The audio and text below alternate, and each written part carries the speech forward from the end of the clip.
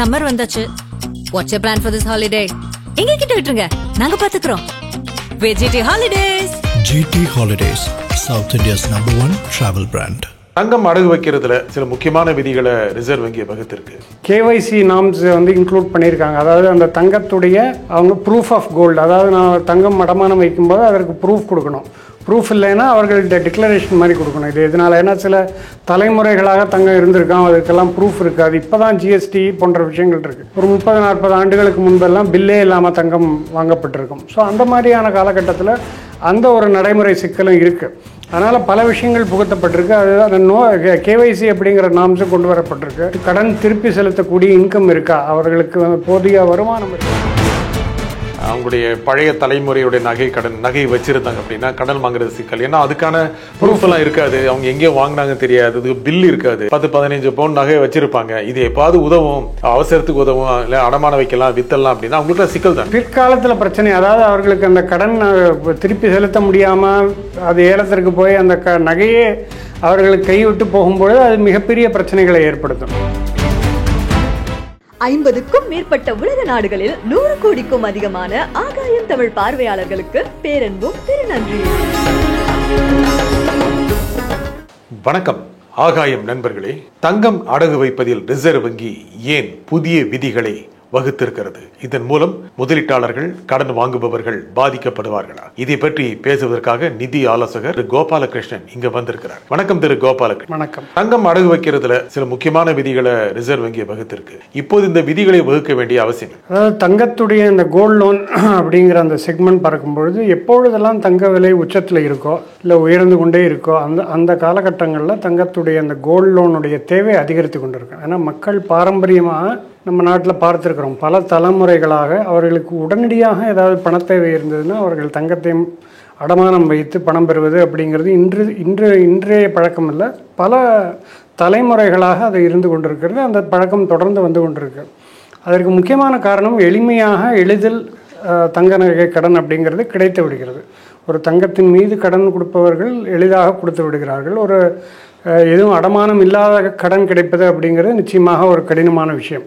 அந்த அடிப்படையில் பார்க்கும்போது கடந்த 4-5 ஆண்டுகள், முக்கியமாக கொரோனாவுக்கு பிறகு ஒரு 5 ஆண்டுகளாக பார்க்கும்போது தங்க விலையும் உயர்ந்து கொண்டே இருக்குது. அதே நேரத்தில் இந்த தங்கத்தின் தேவை, அதாவது இந்த கடனுக்கான தங்க தேவை அப்படிங்கிறதும் உயர்ந்து கொண்டிருக்கு. ஸோ ஒரு அந்த புக் சைஸ் அப்படின்னு பார்க்கும்போது ஒரு மிகப்பெரிய ஒரு போர்ட்ஃபோலியோவாக பல நிறுவனங்களுக்கு, முக்கியமாக வங்கிகளுக்கு இது ஒரு மிகப்பெரிய ஒரு போர்ட்ஃபோலியோவாக மாறிவிட்டது. அதில் டிஃபால்ட் ஆகிறதுக்கான வாய்ப்புகளும் அதிகம் அப்படிங்கிற ஒரு அச்சம். அதாவது கடன் வாங்கியவர்கள் அவர்களால் திருப்ப செலுத்த முடியாத ஒரு நிலை வந்து விட்டதாகத்தான் பலரும் உணர்ந்து கொண்டிருக்கிறார்கள். அந்த அடிப்படையில் பார்க்கும்போது இது போன்ற அந்த கைட்லைன்ஸ் அப்படிங்கிறது முக்கியமாக அந்த பயனாளிகளுக்கு, அந்த வாடிக்கையாளர்களுக்கு சில சேஃப்டி மெஷர்ஸை கொண்டு வருவதற்கான முக்கியமான ஒரு ஆயுதமாகத்தான் ஆர்பிஐ இந்த கைட்லைன்ஸை கொண்டு வந்திருக்கு. மொத்த தங்கத்துடைய மதிப்பில் 75% மேல் நிலுவை வட்டியும் முதலும் போகக்கூடாது அப்படிங்கிறது ஒரு நெருக்கடி தானே? இல்லை, முன்னாடி அந்த கைட்லைன்ஸ் இருந்தது. கொரோனா டைமில் 80% அப்படிங்கிற ஒரு விலக்கு கொடுக்கப்பட்டது. அந்த காலகட்டத்தில் ஒரு நெருக்கடியான விஷயம், வங்கிகளில் கடன் பெற முடியாத சூழல். அதனால் பல சிறு குறு தொழில் நிறுவனங்களுக்கு தங்கத்தை அடமானம் வைத்து பணம் பெறுவது அப்படிங்கிறது ஒரு முக்கியமான ஆயுதமாக இருந்தது. அந்த காலகட்டத்தில் 80%, இப்போ திரும்பி அது 75% கொண்டு வரப்பட்டிருக்கு. இதற்கு என்ன காரணம் அப்படின்னா, விலை ஏறும்பொழுது அந்த லோன் புக் அப்படிங்கிறது ஒரு நல்லா பார்ப்பதற்கு நன்றாக இருக்கும். பட் தங்கத்துடைய விலை இப்போ சில நாட்களாக பார்க்கும்போது ஒரு சரிவை சந்தித்து கொண்டிருக்கு. ஸோ இது போன்ற காலகட்டத்தில் அந்த 75 அப்படிங்கிறது அதை தாண்டி கீழே வரும்போது பயனாளிகளுக்கோ இல்லை வாடிக்கையாளர்களுக்கோ கூடுதலாக பணம் செலுத்த வேண்டிய ஒரு சூழல் ஏற்படும். ஸோ அதனால் அவர்களையெல்லாம் ஒரு பாதுகாப்பு வளையத்துக்குள்ளே கொண்டு வருவதற்கான திட்டமாகத்தான் இது பார்க்கப்படுகிறது. இதன் மூலம் கடன் வாங்குறது சிக்கலாயிருச்சு இல்லை? தங்கம் கடன் வாங்குறது சாதாரண மக்கள் வாங்குற சிக்கல் தானே? அதாவது அவர்கள் கொடுத்துருக்கக்கூடிய அந்த டிராஃப்ட் இன்னும் அது வந்து முழுமையாக வரல. ஒரு டிராஃப்ட் ப்ரப்போசல்ஸ் கொடுக்கப்பட்டிருக்கு. அதில் சில எதிர்ப்புகள் வந்திருக்கு. இதில் கடந்த காலங்களில் பார்க்கும்போது 15 நிமிடங்களில் வந்து தங்கம் வழங்கப்படும் அப்படின்னு விளம்பரங்களே பார்த்துருக்குறோம். அதாவது நம்ம எடுத்துக்கிட்டு போனால் 15 நிமிடங்களில் நமக்கு அந்த நகையை அடமானம் எடுத்துக்கொண்டு பணம் கொடுத்து விடுவார்கள் அப்படிங்க அவ்வளோ எளிதாக பார்க்கப்பட்டு வந்தது. நிச்சயமாக இது கட்டுப்படுத்தும். ஏன்னா இப்போ அவங்க நிறைய கேஒய்சி நாம்ஸ் வந்து இன்க்ளூட் பண்ணியிருக்காங்க. அதாவது அந்த தங்கத்துடைய அவங்க ப்ரூஃப் ஆஃப் கோல்டு, அதாவது நான் தங்கம் அடமானம் வைக்கும்போது அதற்கு ப்ரூஃப் கொடுக்கணும். ப்ரூஃப் இல்லைன்னா அவர்கள்ட்ட டிக்ளரேஷன் மாதிரி கொடுக்கணும். இது எதனால், ஏன்னா சில தலைமுறைகளாக தங்கம் இருந்திருக்கான், அதுக்கெல்லாம் ப்ரூஃப் இருக்காது. இப்போ தான் ஜிஎஸ்டி போன்ற விஷயங்கள் இருக்குது. ஒரு 30-40 ஆண்டுகளுக்கு முன்பெல்லாம் பில்லே இல்லாமல் தங்கம் வாங்கப்பட்டிருக்கும். ஸோ அந்த மாதிரியான காலகட்டத்தில் அந்த ஒரு நடைமுறை சிக்கலும் இருக்குது. அதனால் பல விஷயங்கள் புகுத்தப்பட்டிருக்கு. அது அந்த கேவைசி அப்படிங்கிற நாம்ஸும் கொண்டு வரப்பட்டிருக்கு. இது அவர்களுக்கு அந்த கடன் திருப்பி செலுத்தக்கூடிய இன்கம் இருக்கா, அவர்களுக்கு போதிய வருமானம் இருக்கா, அப்புறம் இந்த கடனை வாங்கி அவர்கள் எதற்கு செலவு செய்கிறார்கள், இதெல்லாம் ட்ராக் பண்ணக்கூடிய நாம்ஸ் கொண்டு வரப்பட்டிருக்கு. ஸோ இதெல்லாம் ஒட்டுமொத்தமாக பார்க்கும்போது அந்த 15 நிமிடத்தில் கொடுக்கக்கூடிய காலம் முடிவடையும் அப்படிங்கிற ஒரு எண்ணம் வந்து ஏற்பட்டிருக்கு. அதற்கு சில நாட்களோ இல்லை ஒரு வாரம் 10 நாளோ ஆகலாம்ங்கிற ஒரு சூழல் வந்து இப்பொழுது ஏற்பட்டிருக்கு. இது இன்னும் டிராஃப்டில் தான் இருக்குது. அது எப்படி ஃபைனல் அவுட்கம் எப்படி இருக்குங்கிறத பார்க்கணும். இன்னும் கொஞ்ச நாள், முக்கியமாக நீங்கள் சொன்னீங்க அவங்களுடைய பழைய தலைமுறையுடைய நகை வச்சுருந்தாங்க அப்படின்னா கடன் வாங்குறது சிக்கல். ஏன்னா அதுக்கான ப்ரூஃப் எல்லாம் இருக்காது, அவங்க எங்கேயோ வாங்கினாங்க தெரியாது, அது பில் இருக்காது. அவசரமாக அந்த ஆனால் வீட்டில் மட்டும் ஒரு 10-15 பவுன் நகை வச்சுருப்பாங்க. இது எப்பாவது உதவும், அவசரத்துக்கு உதவும், இல்லை அடமானம் வைக்கலாம், வித்தரலாம் அப்படின்னா அவங்களுக்குலாம் சிக்கல் தானே. அதான் அவங்களுக்கு இப்போ ப்ரூஃப் இல்லைன்னா டிக்ளரேஷன் கொண்டு வரதற்கான மாற்று ஏற்பாடு இருக்குது. அதாவது அவர்கள் கைப்பட எழுதி கொடுக்கணும், இது வந்து இப்போ தலைமுறையாக வந்திருக்கு அப்படிங்கிற மாதிரி. அது என்ன வேர்டிங்கிறத அவங்க இன்னும் அது முடிவு பண்ணியிருக்க மாட்டாங்க. பட் கண்டிப்பாக ஒரு டிக்ளரேஷன் அப்படிங்கிறது இருக்கும். ஏன்னா நாளைக்கு வந்து நிறுவனங்களுக்கு சிக்கல். ஏன்னா எதுவும் சோர்ஸ் இல்லாமல் எப்படி தங்கத்தை வைத்துக்கொண்டு கடன் கொடுக்கப்பட்டிருக்கு அப்படின்னு ஆர்பிஐ வந்து அந்த நிறுவனத்தின் மீது நடவடிக்கை எடுக்கக்கூடிய ஒரு சூழல் ஏற்படும். அதனால் எளிதாக முன்பு வந்து 15 நிமிடங்களில் வாக்கின் அவரை வந்து ஒரு தங்கத்தை வைத்து வாக் அவுட் அப்படிங்கிற அந்த மாதிரியான சூழல் இப்போ நிச்சயமாக சாத்தியம் இல்லை. சிக்கல் இருந்தால் ஒரு நகையை கொண்டு போய் வச்சோம், உடனே 15 நிமிஷத்தில் பணத்தோட வெளியே வரலாம். அந்த சூழல் இப்போ அந்த சூழல் இல்லை. அது வந்து வாடிக்கையாளர்களுக்கும் ஒரு பாதுகாப்பு வளையம் தான். ஏன்னா அவர்களுக்கு வந்து பெரும்பாலும் எதனால் இது ஏலத்திற்கு போகுது அப்படின்னா அவர்கள் தங்கத்தை அடமானம் வைத்து கடன் பெற்று விடுகிறார்கள். பட் அதை அடைக்க முடியாமல் அது ஏலத்திற்கு போகும்போது அது அவர்களுக்கு மிகப்பெரிய ஒரு பாதிப்பையோ ஏன்னா அவர்கள் ரொம்ப பாதுகாத்து வைத்திருந்த தலைமுறைகளாக வைத்திருந்த நகை போன விஷயம் அப்படிங்கிறது அவங்களால இமோஷனலாக ஏற்றுக்கொள்ள முடியாத ஒரு சூழலும் ஏற்படுது. அதனால தான் இந்த மாதிரி கேவைசி நாம்ஸ் எல்லாம் கொண்டு வருவதற்கான ஏற்பாடுகள் அவர்களால் முன்னையாகவே அதை திருப்பி செலுத்தி வாங்க முடியுமா அப்படிங்கிற ஒரு செக் அண்ட் பேலன்ஸ் அப்படிங்கிறது கொண்டு வரப்பட்டிருக்கு. இந்த ஒரு நகை வைக்கிறாங்க அல்லது ஒரு தங்கம் வைக்கிறாங்க, அதன் மூலம் கடன் வாங்குறாங்க, அதனுடைய மொத்த நிலுவை 75% மேலே போகக்கூடாது அப்படின்னா அவங்க வட்டி அல்லது அசல் ஏதோ ஒன்று கட்டி வச்சிருக்கணும் அப்படிங்கிறத அந்த கடன் வாங்கலுக்கு ஒரு நெருக்கடி தானே. அதான் நெருக்கடியாக இருந்தாலும் அவர்களுக்கு தான் நல்லது ஒரு பக்கம் இருந்தாலும் அவர்கள் வந்து அந்த நேரத்தில் அதை எதுவுமே யோசிக்காமல் கடன் இந்த தங்க நகை கடன் பெரும்பாலும் எப்படி ஏற்படுதுன்னா அந்த நேரத்தில் அவர்களுக்கு ஒரு நெருக்கடி ஏற்படும். நாளைக்கு ஏதாவது ஒரு தேவை, ஏதாவது ஒரு காலேஜ் அட்மிஷன் ஃபீஸ் கட்டணும், இல்லை வந்து நிறுவனத்திற்கு இன்னொரு கடன் இருக்குது அதை திருப்பி செலுத்தணும், இல்லை ஏதாவது ஒன்று வாங்கணும், மிஷினரி வாங்கணும், உடனடியாக தேவை அப்படிங்கிற பட்சத்தில் உடல்நல குறைபாடு, இது ஏதாவது எமர்ஜென்சி இருக்கலாம், நிறைய விஷயங்கள் இருக்குது. பல்வேறு விஷயங்கள் குடும்பத்திலேயே இருக்கலாம், இல்லை வியாபாரத்தில் தொழிலில் இருக்கலாம். இது போன்ற விஷயங்கள் ஏற்படும் போது அந்த நேரத்தில் அவர்கள் அதெல்லாம் பார்க்கவே மாட்டார்கள். அந்த டாக்குமெண்ட்ஸை கூட அவங்க சரியாக செக் பண்ண மாட்டாங்க. என்ன டேர்ம்ஸ் அண்ட் கண்டிஷன்ஸு, அது வந்து திருப்பி செலுத்தலைன்னா அதனுடைய ஆக்ஷன் எப்படி, ஏலம் எப்படி விடப்படும், அந்த ப்ரொசீஜர்லாம் தெரியாது. அதனால தான் அந்த நிறைய தவறுகள் நடந்து கொண்டிருக்கு. ஆனால் நிறுவனங்கள் பொறுத்தளவில் அந்த கையெழுத்து வாங்கின படிவம் இருக்கும், நாங்கள் எல்லாம் கொடுத்துட்டோம், அவங்க சைன் போட்டு கொடுத்தது தான் நம்ம கொடுத்தோம் அப்படின்னு. ஆனால் இவர்கள் படித்து பார்த்துருக்க மாட்டார்கள், அதை பற்றிய முழு விவரங்கள் தெரியாது. அவர்களுக்கு உடனடியாக தேவை, போன உடனே நகையை வைத்துக்கொண்டு பணம் பெறுவது அப்படிங்கிறது உடனடியான ஒரு தேவையாக இருந்தாலும் அது சிக்கல் அவர்களுக்கு தான் பாதிப்புகளை ஏற்படுத்தும். அதனால் இந்த 15 நிமிடம் சேவை அப்படிங்கிறது இல்லாமல் ஓரிரு நாட்கள் எடுத்துக்கொள்ளுங்கள், முழுமையாக படித்து பாருங்கள். படித்து பார்த்து விட்டு அது உங்களுக்கு திருப்திகரமாக இருந்ததுன்னா அதை வந்து அதை பயன்படுத்தி கொள்ளலாம் அப்படிங்கிற அடிப்படையில் தான் கொண்டு வரப்பட்டிருக்கு. அப்படின்னா தங்க நகை வச்சிருக்கிறவங்க, தங்கம் வச்சுக்கிறவங்க ஏதோ ஒரு சமயத்தில் எனக்கு உதவும் அப்படின்னு நினச்சிருக்கிறவங்க இனிமேல் அது உதவாமல் போகுமோ அப்படிங்கிற ஒரு அச்சத்துக்கு வருவாங்கல்ல? இல்லை, நிச்சயமாக இது ஒரு ஸ்ட்ரீம்லைனிங் தான். அதாவது இது கண்டிப்பாக உதவாமல் இருக்காது. அதை வந்து இந்த ரூல்ஸ் அண்ட் ரெகுலேஷன்ஸை இன்னும் கொஞ்சம் கடுமையாக, ஒரு சட்டத்திட்டங்களை இன்னும் கடுமையாக கொண்டு வர முயற்சி தான் ஏற்பட்டிருக்கே தவிர முற்றிலுமாக முடியாது அப்படின்னு சொல்ல முடியாது. இல்லை, கடுமையாக்குறதே சாதாரண மக்களுக்கு ஒரு பிரச்சனை தானே. பிரச்சனையாக இருந்தாலும் அவர்களுக்கு பிற்காலத்தில் பிரச்சனை, அதாவது அவர்களுக்கு அந்த கடன் திருப்பி செலுத்த முடியாமல் அது ஏலத்திற்கு போய் அந்த நகையே அவர்களுக்கு கைவிட்டு போகும்பொழுது அது மிகப்பெரிய பிரச்சனைகளை ஏற்படுத்தும். அதற்கு வந்து இது அவர்கள் புரிந்து கொண்டு இது அந்த 15 நிமிட கான்செப்ட் என்ன அப்படின்னா, அவர்களை யோசிக்க விடாமல் செய்து விடுவது தான் அந்த அந்த 15 மினிட்ஸ். அவங்க போய் உடனடியாக வாங்கி அதை கொடுத்து அனுப்பிவிட்டால் அவங்களுக்கு ஃபர்தராக எந்த கிளாரிஃபிகேஷன்ஸும் இருக்காது. அவர்கள் வாங்கி கொண்டு சென்று விடுவார்கள். அதற்கு பிறகு தான் ஒன்றாக அவர்களுக்கு புரிதல் ஏற்படும். ஸோ அதனால் அந்த நிறுவனங்களுக்கு இது மிகப்பெரிய ஒரு சாதகமான விஷயம். ஏன்னா ரொம்ப அவர்களை சிந்திக்க விடாமல் அந்த கடனை கொடுத்து அனுப்பி விடுவது அப்படிங்கிறது, ஏன்னா அவர்களுக்கு பெரிய விஷயம் இல்லை. நாளைக்கு பணம் வரல அப்படின்னா இது ஏலத்துக்கு போது தங்க விலை ஏறிக்கொண்டு தான் இருக்குது. அதனால் நிறுவனங்களுக்கு இது லாபகரமான விஷயம். 2 வழிகளில் லாபம். ஒன்று, அவர்களுக்கு வட்டியும் வந்து கொண்டிருக்கு. அது வட்டி வரலைன்னா நகையை ஏலத்திற்கு விட்டால் அது அப்ரிஷியேட் தான் ஆக போகுது. அதனுடைய மதிப்பு அப்படிங்கிறது கூடத்தான் போகுது. அதனால் இது நிறுவனங்களுக்கு ஒரு மிகப்பெரிய ஒரு ஒரு ஒரு பாசிட்டிவாக இருந்தது. வாடிக்கையாளர்களுக்கு ஒரு மிகப்பெரிய நெகட்டிவாக இருந்தது. இப்போ அது சரி செய்யப்பட்டிருக்கு. ஆனால் இதில் இந்த மாதிரி இருக்கிற சூழ்நிலை நம்பி சரி நகை வாங்கி வைக்கிறது, தங்கம் வாங்கி வைக்கிறது ஒரு முதலீடு தான் அப்படின்னு மக்கள் நினைப்பாங்களா? அதாவது தங்கத்தை பொறுத்தளவில் அதுலேருந்து ரிட்டர்ன்ஸ், அதாவது தங்கத்திற்கு பல்வேறு வழிவகைகள் இருக்குது. அதனுடைய பயன்பாடு ஒன்று வந்து ஜுவல்லரியாக, அதாவது ஆபரணமாக வாங்கி வைப்பது. அது வந்து அவர்களுடைய அந்த திருமணங்களுக்கோ இல்லை அடுத்த தலைமுறைக்கு விட்டு செல்வதற்கு ஒரு பயன்பாடு.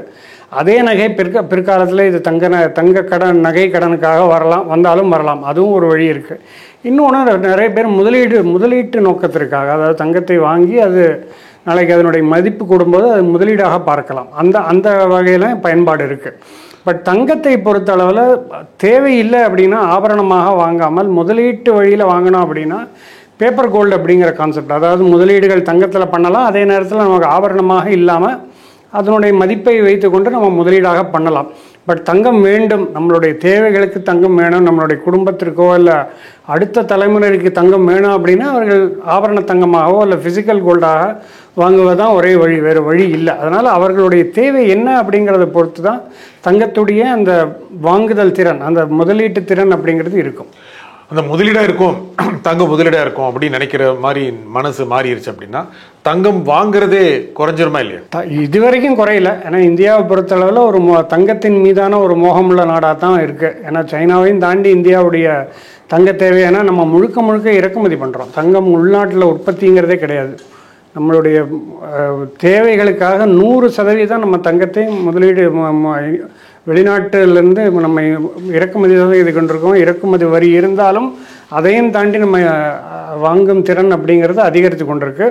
ஏன்னா எவ்வளோ மாற்று வழிகள் இருந்தாலும் தங்கத்தை வந்து அந்த ஃபிசிக்கலாக அதை வாங்குவதில் ஒரு ஆர்வம் இருக்குது. நம்ம இருக்கக்கூடிய நகைக்கடன் அந்த தங்க நகை ஷோரூம்ஸ் எல்லாம் நம்ம இருக்கக்கூடிய பார்க்கும்போது புதிய ஒவ்வொரு நாளும் ஒவ்வொரு கடை ஒவ்வொரு ஊரில் வந்து திறக்கப்பட்டு கொண்டு தான் இருக்குது. இது வந்து நகரங்களில் இல்லை, சிறு நகரங்களில் இப்போ சிறு ரொம்ப சிறிய ஒரு கிராமத்தோட ஒரு பெரிய ஒரு ஊரில் கூட இப்போ பல பிராண்ட்ஸ் வந்து கொண்டு தான் இருக்குது. அதனால் வந்து தங்கத்துணியுடைய மார்க்கெட் அப்படிங்கிறது அது வந்து இந்த பகுதி தான் இல்லை, தென்னகம் தான் அப்படிங்கிறது கிடையாது. எல்லா இந்தியாவுடைய அனைத்து பகுதியிலையுமே தங்கத்தின் மீதான மோகம் அப்படிங்கிறது தொடர்ந்து இருந்து கொண்டு தான் இருக்குது. அது குறைந்ததற்கான எந்த விதமான ஒரு டேட்டாவும் இல்லை, தரவுகளும் இல்லை நமக்கு. ஆனால் இப்போ இருக்கிற இந்த நடவடிக்கை காரணமாக தங்கத்தை வாங்க வேண்டாம் அப்படின்னு ஒரு எண்ணம் மக்களுக்கு வந்துடும்ல.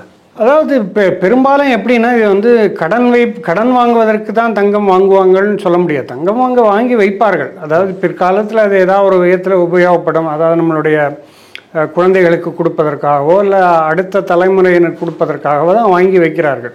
பட் என்ன ஆகும் அப்படின்னா சில எமர்ஜென்சி ஏற்படும். அவர்கள் வீட்டில் படிப்பு செலவோ இல்லை மருத்துவ செலவு இல்லை தொழிலில் ஏதாவது பிரச்சனைகள் ஏற்படும் போது வேறு வழி இல்லாமல் அதை அந்த தங்கத்தை அடமானம் வைத்து கடன் பெறுவார்கள். அதனால் அடமானம் வைப்பதற்கு தான் தங்கம் வாங்குவார்கள் அப்படின்னு நம்ம எடுத்து பார்க்க முடியாது.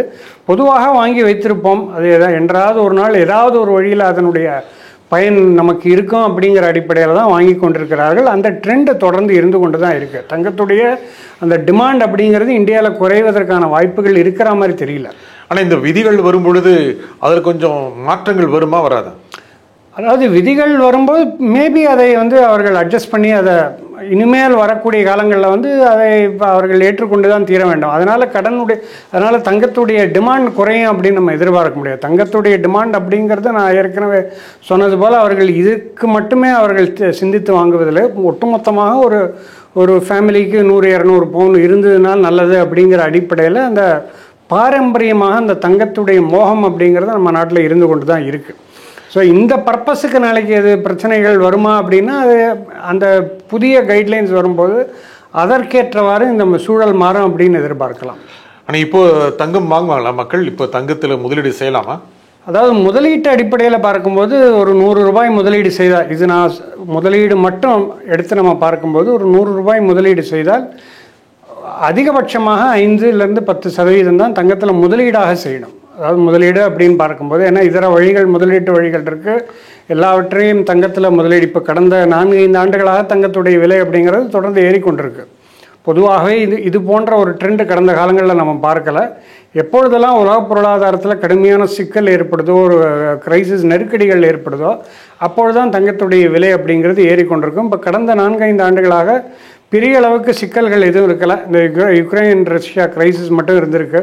மிச்சப்படி தங்கத்துடைய விலை அப்படிங்கிறது தொடர்ந்து ஏறிக்கொண்டிருக்கு. இப்போ இந்த ட்ரம்ப்புடைய நடவடிக்கைகளாலையும் தங்கத்துடைய விலை ஏறி இருப்பதை பார்த்தோம். அதனால் முதலீட்டு அடிப்படையில் பார்க்கும்போது 5-10% மேலே முதலீடாக செய்ய வேண்டாம்.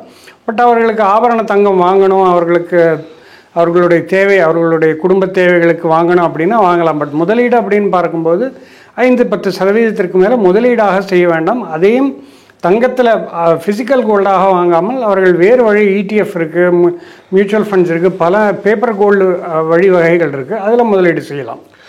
ஆனால் இந்த சமயத்தில் தங்கம் ஏற்ற இறக்கத்திலே இருக்குது. கடந்த ஒரு வாரமாக பார்க்கும்போது ஒரு 400 ரூபாய் ஏறுது, 400 ரூபாய் குறையுது.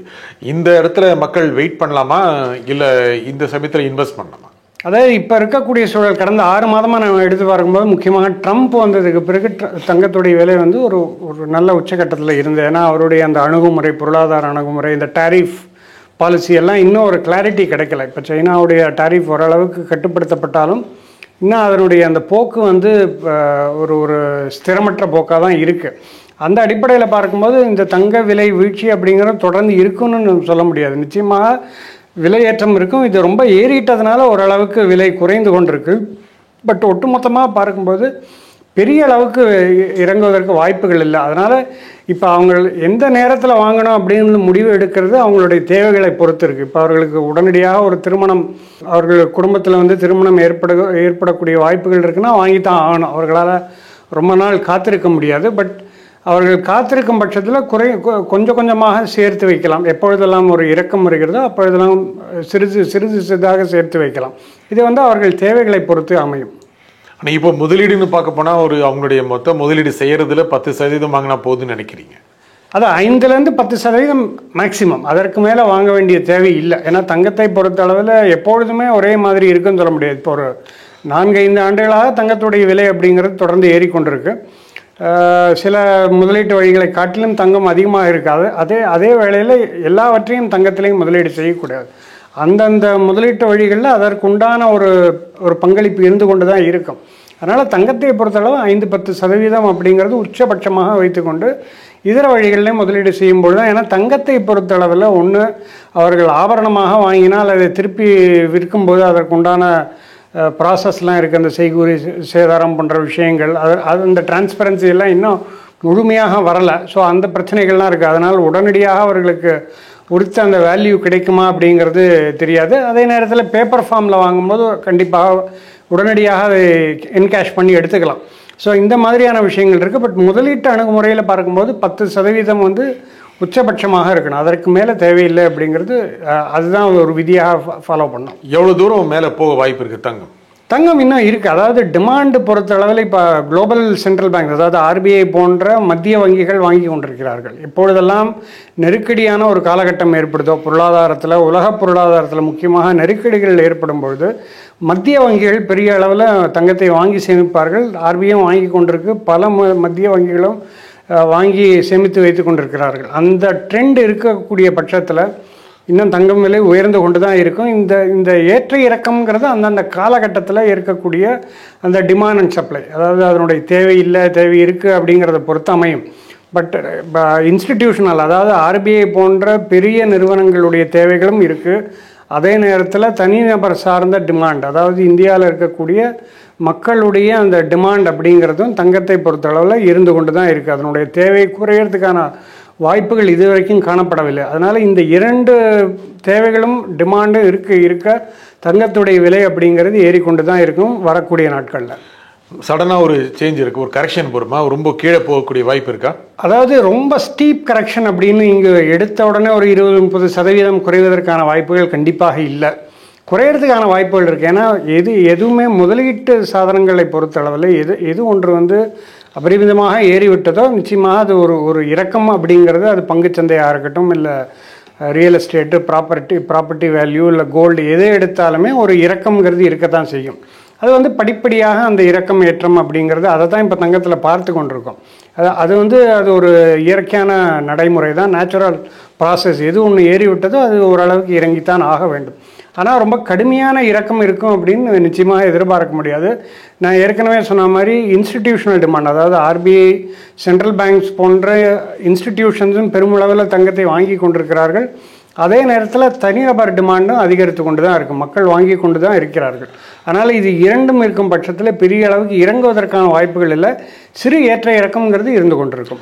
இந்த ஏற்ற இறக்கத்தின் போது தங்கம் வாங்கியவர்கள் விற்று விடலாமா, இல்லை அதை தொடர்ந்து வச்சுக்கலாமா, இல்லை விற்று வாங்கலாமா, இப்படி? அதாவது அது ரொம்ப ஸ்பெக்குலேட் பண்ண முடியாது. தங்கத்தை பொறுத்த அளவில் இப்போ பங்குச்சந்தை போல் ரொம்ப ஸ்பெக்குலேட் பண்ண முடியாது. ஏன்னா பங்குச்சந்தை பொறுத்த அளவில் ஒரு ட்ரெண்ட் இருக்குது. ஏன்னா தங்கத்தை பொறுத்த அளவில் இன்டர்நேஷ்னல் மார்க்கெட்ஸில் தான் அது வந்து இப்போ விலை அப்படிங்கிறது நிர்ணயமாகிறது. பங்குச்சந்தைகளோ இல்லை இதர விஷயங்கள் வந்து நம்ம உள்ளூர் சந்தைகளில் நிர்ணயமாகக்கூடிய ஒரு விஷயம். இது எதனால் வந்து இப்போ கச்சா எண்ணெய் விலை ஏறுவதோ இல்லை தங்கம் விலை ஏறுவதோ அப்படிங்கிறது நம்மளுடைய கட்டுப்பாட்டில் இல்லை. இப்போ சர்வதேச சந்தைகளில் ஏற்படக்கூடிய மாற்றம் நமக்கு அது பிரதிபலிக்கிறது. அதனால் நம்ம ரொம்ப ப்ரெடிக்ட் பண்ண முடியாது. அதே நேரத்தில் இதை வந்து ரொம்ப ஸ்பெக்குலேட் பண்ணியும் அதை வாங்கி விற்று எல்லாம் பண்ண முடியாது. ஓரளவுக்கு தேவைகளுக்கு இருந்ததுனால் வாங்கி வைத்து கொள்ள வேண்டும். இது போன்ற ஏதாவது இப்போ எமர்ஜென்சி வரும்போது நிச்சயமாக இந்த தங்கத்தின் மீதான கடன் அப்படிங்கிறது ஒரு மிகப்பெரிய சந்தையாக இருக்குது. அதுவும் அவர்களுக்கு பயன்படும். இது போன்ற பல விஷயங்கள் இருக்குது. பட் இந்த ஸ்பெக்குலேஷன் அப்படிங்கிறது கை கொடுக்காது.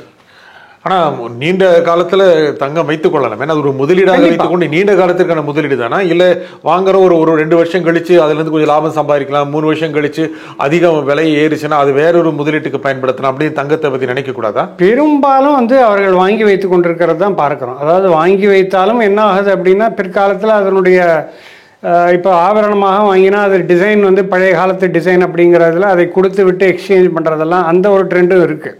அதாவது 20 ஆண்டுகளுக்கு முன்பு வாங்கினது வந்து இப்பொழுது அந்த ட்ரெண்ட் இல்லை அப்படின்னா அதை கொடுத்து விட்டு புதிதாக இருக்கக்கூடிய டிசைன் வாங்குறது, அது ஒரு ட்ரெண்டாக இருக்குது.